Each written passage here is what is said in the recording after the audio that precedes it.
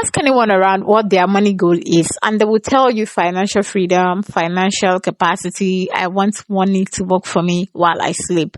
Now, I know that's amazing, awesome, beautiful, but the harsh reality is that without adequate steps and systems in place, all that would be a mere wish or an imagination, and you will find yourself making the same money mistakes over and over and over again.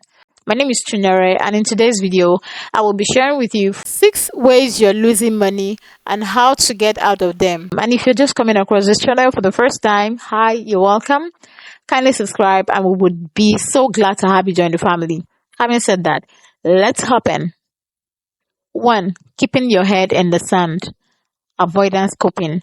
For those of you who are into psychology, there's a term for this behavior, and that is called avoidance coping, which simply means not acknowledging or accepting a certain threatening or negative information because of how it makes us feel, especially when it comes to money. Now, in this case, financial information. How do I put this?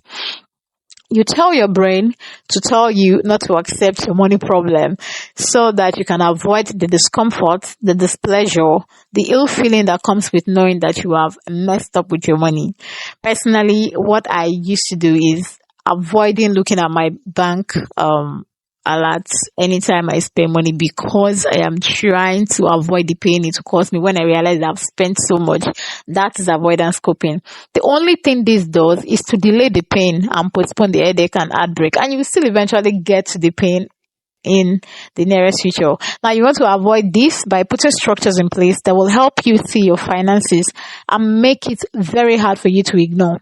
A very good way to do this is to set up financial alerts for your bank so you can get notified each time you spend anything, and in that way you minimize what you spend, and this will help you to avoid burying your head in the sand.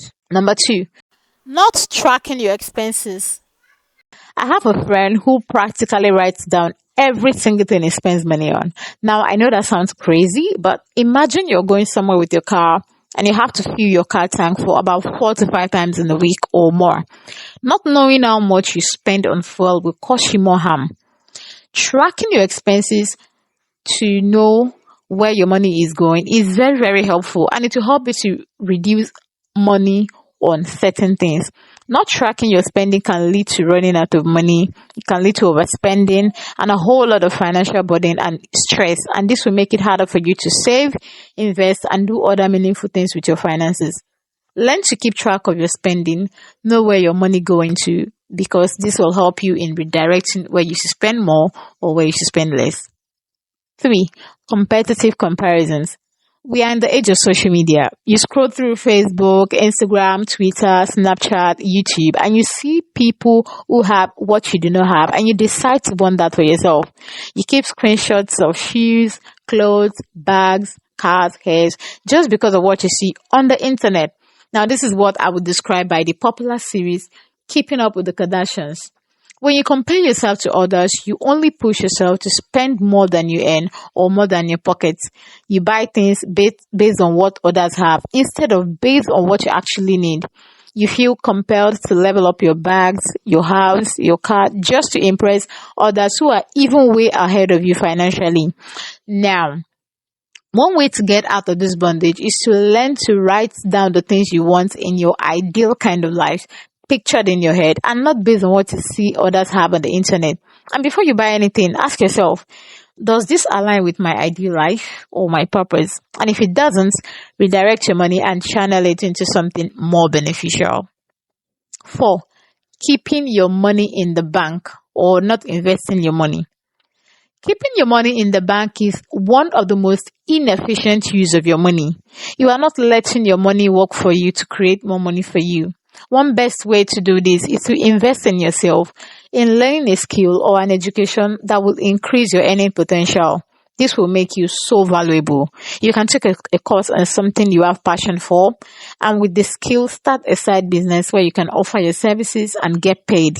You can also invest in shares, bonds, stocks, and for this case, I will recommend that you go to your financial expert and make inquiries and see the one that best fits your needs. In essence, do not let idle money lose potential returns for you.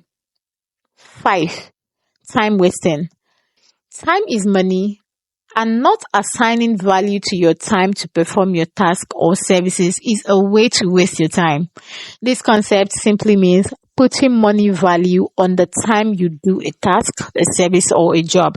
This is because time is a financial resource. You only have 24 hours in a day, and you want to make sure that you spend that time judiciously and very productively too.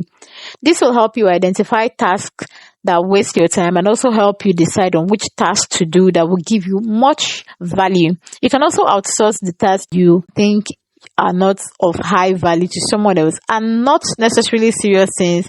You could also save time to rest, spend time with family and friends, and in essence, time is money and should not be wasted. 6. Spending everything you earn. Financial experts will tell you to learn to save and not spend everything you earn. And that's living on the 90% and saving 10% for investment and savings. If you do not plan, you will find yourself working and know where to save and always in that cycle for a very long time. One way to avoid this mistake is by automating your investments, automating your savings. That way you would not need to struggle to save or invest your finances. Another way to do this is to plan for big and high money expenses like purchasing a car, holiday, wedding, kids' education. Now, not planning for these high money expenses will have this funny way of sucking up your money like a thief in the night. However, planning ahead can help you reduce the burden. And here we have it. Let me know in the comment section which of the mistakes you are guilty of and which one you're willing to work on. And if you found this video very helpful, like, share, subscribe, and I will see you in the next video. Bye.